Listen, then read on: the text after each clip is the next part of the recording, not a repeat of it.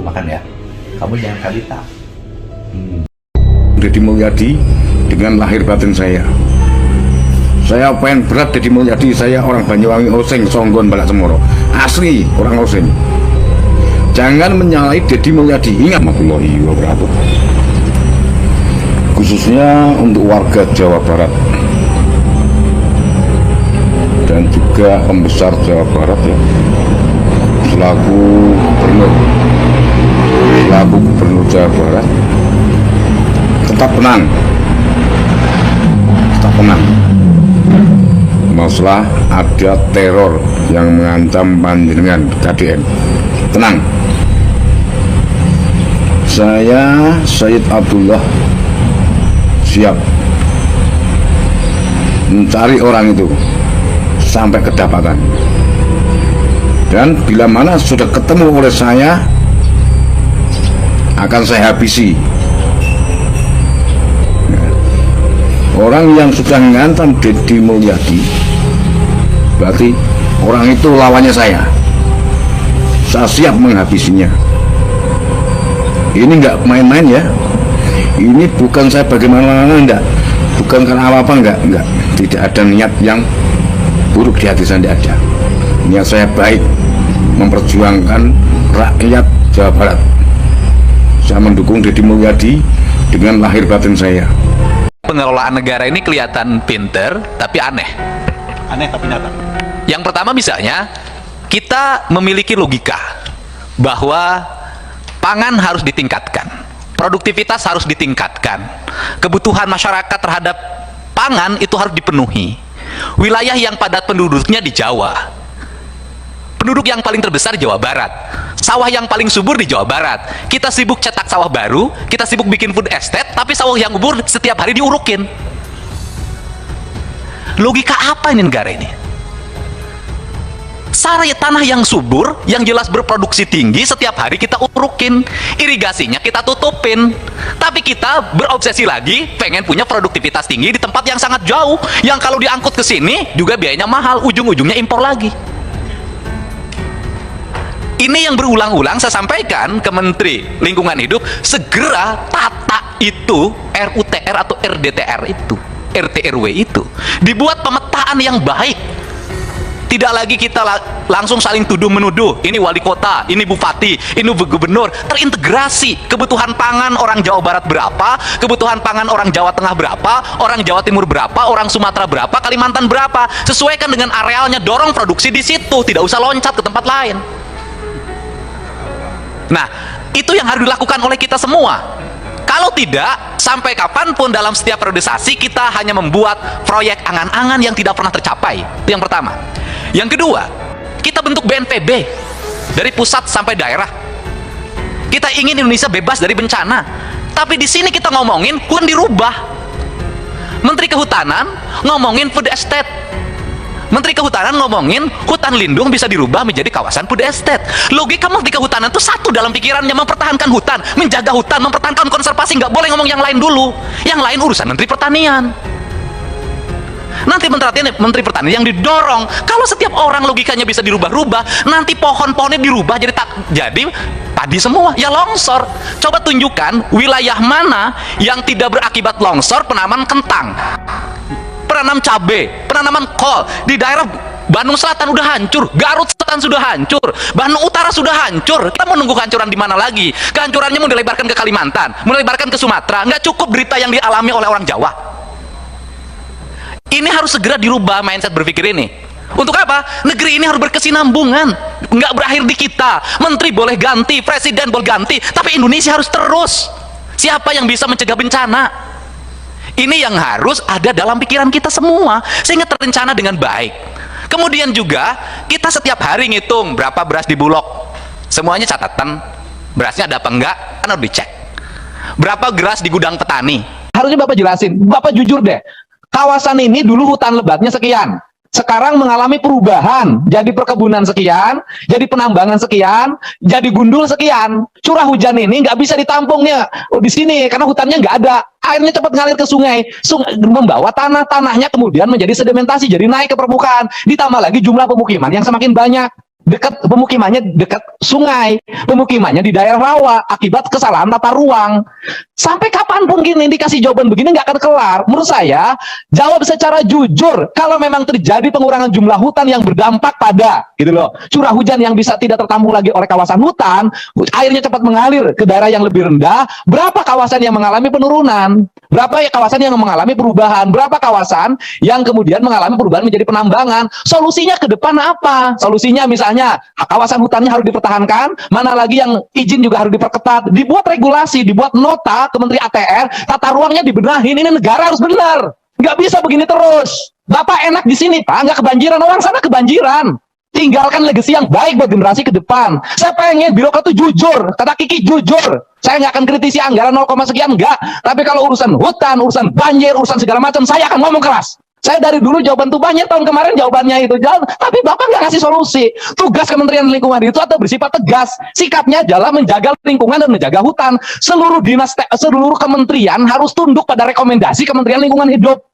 Pembangunan ini tidak recommended karena akan mengakibatkan ini. Pembangunan ini tidak recommended karena akan mengakibatkan ini. Pembangunan ini tidak recommended karena akan mengakibatkan ini. Kawasan ini tidak boleh ditebang karena mengakibatkan ini. Sifatnya mutlak. Hukum alam itu hukum mutlak, tidak bisa digeser-geser. Karena kausalitas.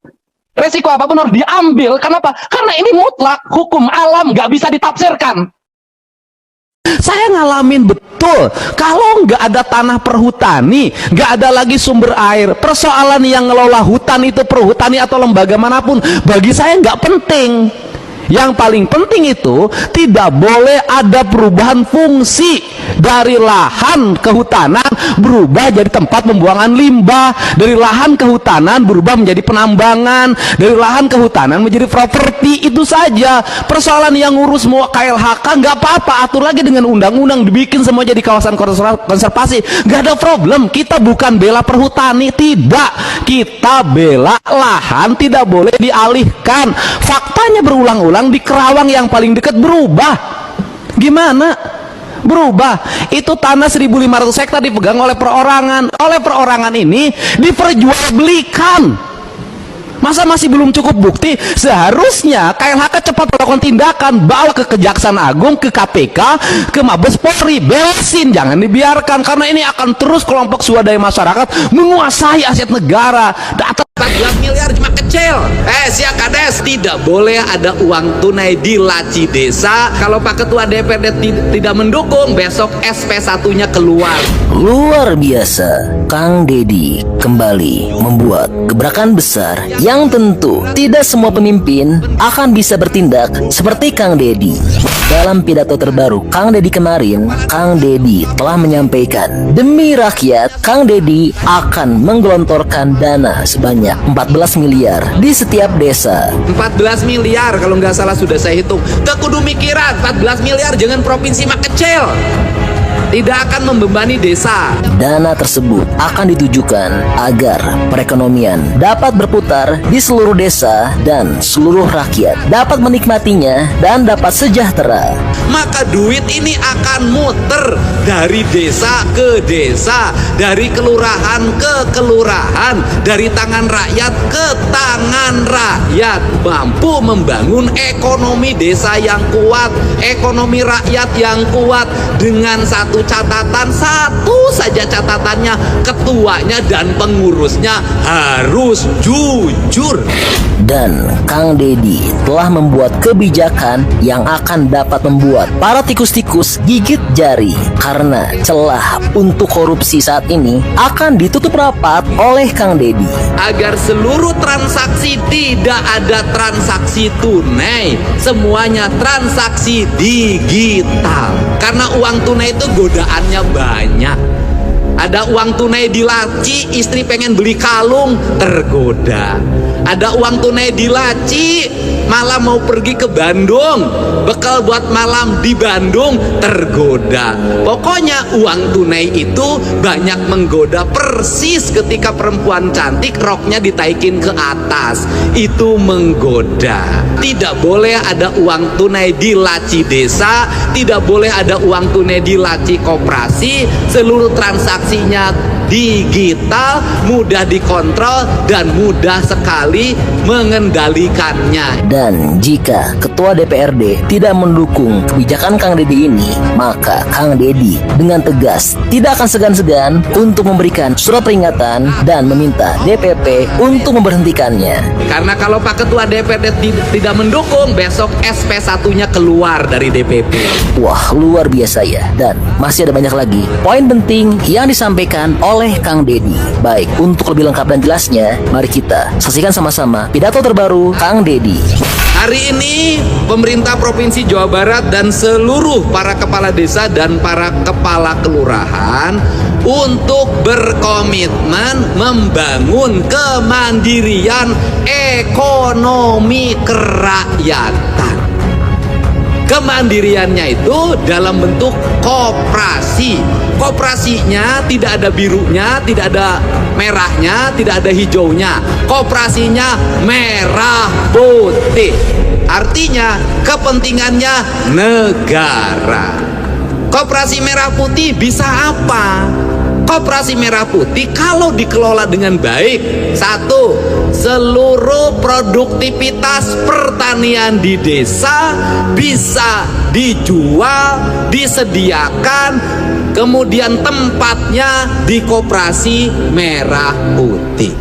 Selanjutnya bisa diserap untuk bantuan pangan non tunai, kebutuhan makan bergizi gratis, kebutuhan ekonomi pedesaan, kebutuhan dapur dalam setiap waktu. Kemudian masyarakat perlu pupuk, di koperasi disiapin pupuk. Masyarakat di desa, tiap desa nanti ada dokter desa, apoteknya di koperasi. Mau lebaran bajunya ada di koperasi. Bener nggak? Butuh daging, nanti lebaran dagingnya ada di koperasi. Maka duit ini akan muter dari desa ke desa, dari kelurahan ke kelurahan, dari tangan rakyat ke tangan rakyat.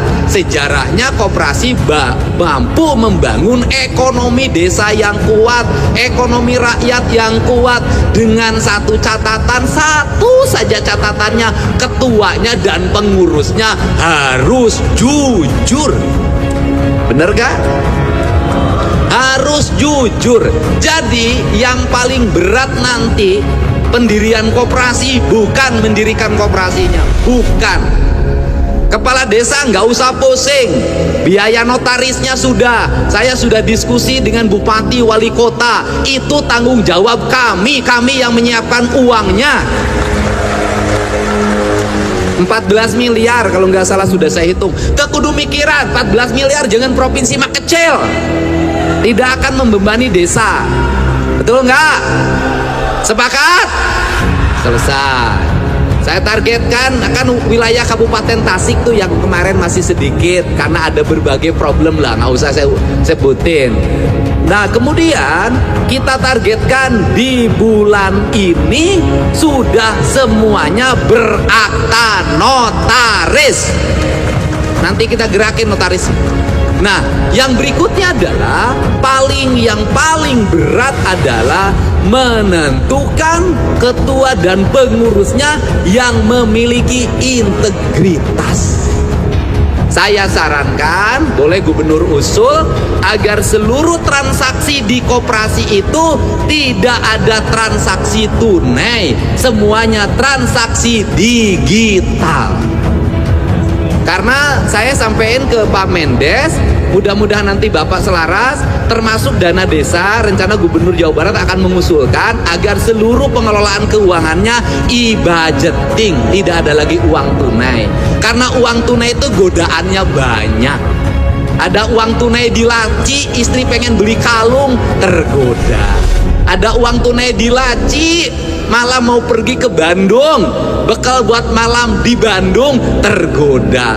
Pokoknya uang tunai itu banyak menggoda, persis ketika perempuan cantik roknya ditaikin ke atas, itu menggoda.